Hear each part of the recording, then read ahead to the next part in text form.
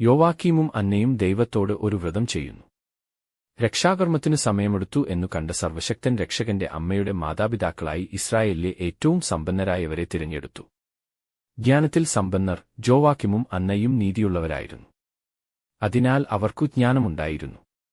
വിശുദ്ധഗ്രന്ഥങ്ങളിൽ നിന്ന് അവർക്കു കൃത്യമായി ഉദ്ധരിക്കുവാൻ കഴിഞ്ഞിരുന്നു. ദാവീദിന്റെ വംശജനായ യോവാക്കീമിനു സോളമനെപ്പോലെ ജ്ഞാനത്തെ സ്തുതിച്ചുകൊണ്ട് എന്റെ ചെറുപ്പം മുതൽ ഞാൻ സ്നേഹിച്ചതും അന്വേഷിച്ചതും അവളെയായിരുന്നു. അവളെ വധുവാക്കുവാൻ ഞാൻ നിശ്ചയിച്ചു എന്നു സന്ദർഭോചിതം പാടുവാൻ കഴിഞ്ഞിരുന്നു. അഹറോന്റെ പുത്രിയായ അന്ന ധീരയായ വനിതയായിരുന്നു. സർ വസുഗന്ധങ്ങളും പരത്തുന്ന അനേകം പുഷ്പങ്ങൾ ഒരു പൂക്കുലയിൽ വിരിഞ്ഞപോലെ ജ്ഞാനത്തിന്റെ എല്ലാ കൃപകളെയും ഉള്ളിൽ വഹിക്കുന്ന ഒരു വലിയ ഹൃദയത്തിന്റെ ഉടമയായിരുന്നു അന്ന് ദാവീദിന്റെ വംശജനായ യോവാക്കീം അന്വേഷിച്ചത്. സൗന്ദര്യത്തെക്കാളും സ്വത്തിനേക്കാളും കൂടുതലായി ആ ഹൃദയത്തെയാണ്. മറ്റേതു സ്ത്രീയെക്കാളും അവളെ സ്നേഹിച്ചു. നീതിജ്ഞയായ ആ സ്ത്രീ ഹൃദയത്തിൽ കൂടിക്കൊള്ളുന്ന ജ്ഞാനത്തെ അതിലേറെ സ്നേഹിച്ചു.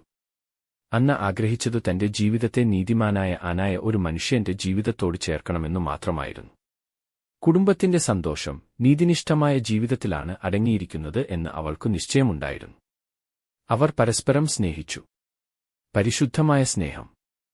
ആ സ്നേഹത്തെ പൂർണ്ണതയിലെത്തിക്കുന്നതിന് ഒരു കാര്യം മാത്രം കുറവുണ്ടായിരുന്നു. അമ്മയാകാൻ കഴിയാത്തതിന്റെ, അമ്മേ എന്നു വിളിക്കുന്നത് ഒന്നു കേൾക്കാൻ കഴിയാത്തതിന്റെ ഒരു കുറവ്. എന്നാൽ അവൾക്കു ഭർത്താവിനെക്കൊണ്ട് ഒരിക്കലും നിരാശപ്പെടേണ്ടി വന്നില്ല. വാർദ്ധക്യമായി തുടങ്ങിയെങ്കിലും യോവാക്കീമിന് ഇപ്പോഴും അവൾ യൗവനത്തിലെ ഭാര്യ തന്നെയായിരുന്നു. അത് അവന്റെ സ്നേഹത്തെ പുതുമയുള്ളതാക്കി. അവളുടെ സ്നേഹം എപ്പോഴും ജ്വലിക്കുന്ന തീ പോലെ തീക്ഷ്ണതയുള്ളതായിരുന്നു. തന്മൂലം അവരുടെ വേദനയിൽ, മക്കളില്ലാത്ത ദുഃഖത്തിൽ പരസ്പരം ആശ്വാസവാക്കുകൾ കൈമാറി. യോവാക്കീം പറഞ്ഞു, നമ്മൾ പ്രത്യാശയിൽ തുടർന്നും ജീവിക്കണം. ദൈവത്തിന് എല്ലാം സാധ്യമാണ്. നമ്മൾ ജീവിച്ചിരിക്കുമ്പോൾ അത്ഭുതം നടക്കാൻ പാടുണ്ട്. പ്രത്യേകിച്ച് നമ്മൾ ദൈവത്തെ സ്നേഹിക്കുമ്പോൾ ദൈവം നമ്മുടെ ആഗ്രഹം നിറവേറ്റിത്തരും.